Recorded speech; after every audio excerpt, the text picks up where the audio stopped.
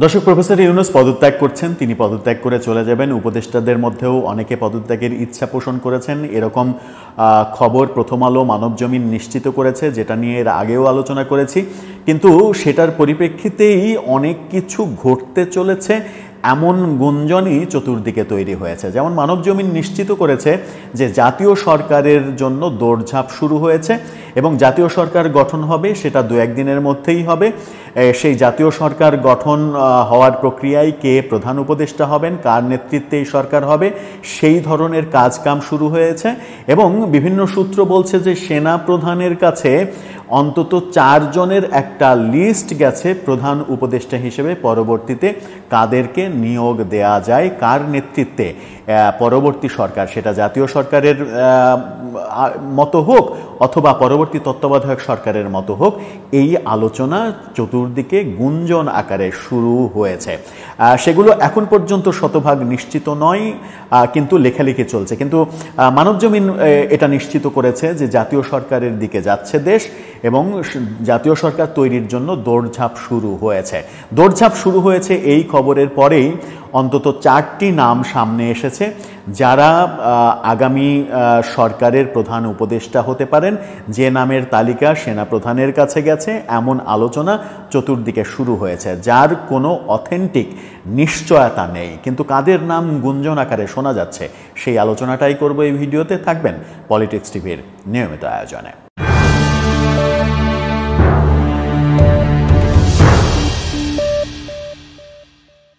দর্শক, পলিটিক্স টিভির নিয়মিত ভিডিওগুলো স্পন্সর করছে প্রজাপতি.টিভি, নতুন ওটিটি প্ল্যাটফর্ম। আপনারা চাইলে ইউটিউবে, ফেসবুকে, ইনস্টাগ্রামে, টিকটকে দেখে নিতে পারেন। ডেসক্রিপশন বক্সে লিঙ্ক দেওয়া থাকবে, সেখান থেকেও আপনারা দেখে নিতে পারেন প্রজাপতির কার্যক্রম। চলে যাচ্ছি মূল ভিডিওতে। বলছিলাম মানবজমিন যে ব্যাপারটা নিশ্চিত করেছে যে জাতীয় সরকার গঠন হতে চলেছে এবং সেই প্রেক্ষাপটে অন্তত 4 জনের নাম কানাঘুষা চলছে চতুর্দিকে। সেই 4 জন কারা সেটা নিয়ে আলোচনা করতে চাই, কিন্তু তার আগে এটা আমরা আমাদের পক্ষ থেকে বলতে চাই যে দেশ সঠিক পথে, দেশ শান্তভাবে চলার জন্য এখনও বোধহয় প্রফেসর ইউনূসের ভাবনার বাকি আছে। তার পুনর্বার ভাবা উচিত যে তিনি আদৌ পদত্যাগ করবেন কিনা। আমার মনে হয় যে পদত্যাগ কোনো সমাধান নয়। তিনি থেকে সবার যে মূল দাবি নির্বাচন, সেই নির্বাচনের দিকে সরকারকে এগিয়ে নিয়ে যাওয়া, নির্বাচনী রোড ম্যাপ ঘোষণা করা এবং নির্বাচনের মাধ্যমে একটি গণতান্ত্রিক সরকারের কাছে ক্ষমতা হস্তান্তর করা, যেটা সেনা প্রধান এবং সেনাবাহিনী থেকে বারবার তাগিদ দেওয়া হয়েছে, সেটা করলেই আমার মনে হয় যে পরিস্থিতি সামাল দেওয়া সম্ভব হয়। করিডোর, বন্দর, এইসব বিষয়ে অন্তর্বর্তীকালীন সরকারের এখতিয়ারের মধ্যে পড়ে কিনা সেটা নিয়ে যেহেতু প্রশ্ন রয়েছে, কারণ অন্তর্বর্তীকালীন সরকার সংবিধানের 106 অনুচ্ছেদ অনুযায়ী সুপ্রিম কোর্টের যে রেফারেন্স, সেই রেফারেন্সে বলা হয়েছে যে নির্বাহী কাজ করার জন্য একটা সরকার রাষ্ট্রপতি গঠন করতে পারে এবং সেই সরকারের প্রধান উপদেষ্টা এবং উপদেষ্টাদের শপথ বাক্য পাঠ করাতে পারবেন রাষ্ট্রপতি, শুধুমাত্র নির্বাহী কাজ করার জন্য। নির্বাহী কাজ মানে রুটিন ওয়ার্ক, সেখানে করিডোর, বন্দর দেওয়া, বড় বড় সিদ্ধান্ত, এই ব্যাপারগুলো আসলে পড়ে না। যে ব্যাপারগুলো পড়ে না সেই ব্যাপারগুলো করতে গিয়েই মূলত সরকার এক ধরনের লেজে গবরে অবস্থা তৈরি করে ফেলেছে। সেখান থেকে বিভেদ তৈরি হয়েছে সেনাবাহিনীর সঙ্গে। সেই বিভেদ যদি কাটানো সম্ভব হয় তাহলে বরং দেশের জন্য মঙ্গল হবে। আর এই মুহূর্তে প্রফেসর ইউনূস যদি সত্যিই পদত্যাগ করে চলে যান, তাহলে নতুন সরকার গঠন, আবার নতুন করে শুরু করা এবং প্রফেসর ইউনূস চলে গেলে রাজনৈতিক পরিস্থিতি আবার অস্থির হয়ে পড়ে কিনা, আবারও নতুন করে নতুন আঙ্গিকে মবতন্ত্র শুরু হয় কিনা, যা দেশের চরম বিশৃঙ্খল অবস্থা তৈরি করতে পারে, সেগুলো আমাদের জন্য কারোরই জন্যই কাম্য নয়। কিন্তু যে নামগুলো সামনে ঘোরাফেরা করছে, যে নামগুলো চতুর্দিকে আলোচনা হচ্ছে, যে নামগুলো সামাজিক যোগাযোগ মাধ্যমে লেখালেখি হচ্ছে, সেই নামগুলোর মধ্যে প্রথমেই রয়েছে রেহমান সোবহানের কথা। অধ্যাপক রেহমান সোবহান খুবই বয়স্ক একজন প্রবীণ মানুষ, বাংলাদেশের অন্যতম আইডল তিনি, শিক্ষাবিদ এবং বাংলাদেশের প্রায় সবগুলো আন্দোলনে তার অবদান রয়েছে। এই বরেণ্য ব্যক্তির নাম শোনা যাচ্ছে রেহমান সোবহান, যে তিনি হতে পারেন প্রধান উপদেষ্টা পরবর্তীতে যদি প্রফেসর ইউনূস পদত্যাগ করেন। কিন্তু রেহমান সোবহানের ব্যাপারে একটা ব্যাপার রয়েছে যে তার বয়স প্রফেসর ইউনূসের চাইতে অনেক বেশি, 90-এর কাছাকাছি তার বয়স, এবং বিভিন্ন সূত্র বলছে যে রেহমান সোবহান প্রফেসর ইউনূসেরও শিক্ষক।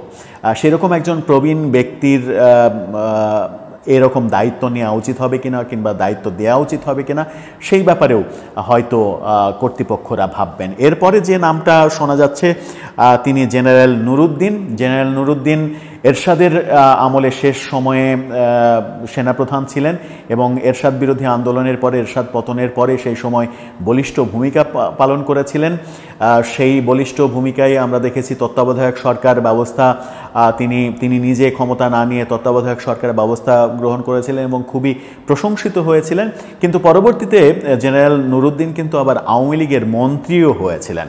আওয়ামী লীগ সরকারের মন্ত্রী হওয়ার সুবাদে আওয়ামী একটা গন্ধ তার মধ্যে রয়েছে, যদিও পরবর্তীতে তিনি আওয়ামী রাজনীতি ত্যাগ করেছেন, তারপরেও আওয়ামী গন্ধ তার মধ্যে রয়েছে। এই ব্যাপারটাও একটা বড় ব্যাপার। এই ব্যাপারটাও হয়তো ভাবনায় চলে আসবে যে আওয়ামী গন্ধ থাকা একজন মানুষকে রাষ্ট্রের এরকম দায়িত্বে দেওয়ার ব্যাপারে সবাই একমত হবেন কিনা। এরপরে আরেকজনের নাম শোনা যাচ্ছে আফতাবুল ইসলাম মঞ্জু। তিনি মূলত ব্যবসায়িক নেতা, ব্যবসায়ী সংগঠনের নেতা ছিলেন, ব্যাংকেরও পরিচালক ছিলেন। খুব একটা পরিচিত মানুষ নন, কিন্তু তার কথা শোনা যাচ্ছে।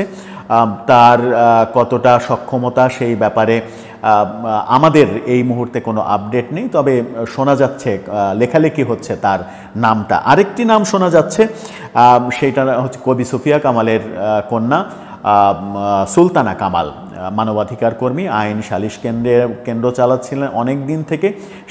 তিনি একটা সময় তত্ত্বাবধায়ক সরকারের উপদেষ্টা হিসেবেও দায়িত্ব পালন করেছেন এবং সেখান থেকে পদত্যাগও করেছিলেন। সেই সুলতানা কামালের নামও শোনা যাচ্ছে, কিন্তু সুলতানা কামালের ক্ষেত্রেও আবার একটা বাধা রয়েছে। সেই বাধাটা হচ্ছে সুলতানা কামাল এবং শেখ হাসিনা ছোটবেলার বন্ধু, তারা খুবই কাছের বন্ধু হিসেবেই আমরা শেখ হাসিনার সময়ও জেনেছি, যদিও শেখ হাসিনার সময় সুলতানা কামালকে শেখ হাসিনার সরকারের কোনো সুবিধা নেয়ার ব্যাপারে কোনো আলোচনা দেখিনি আমরা।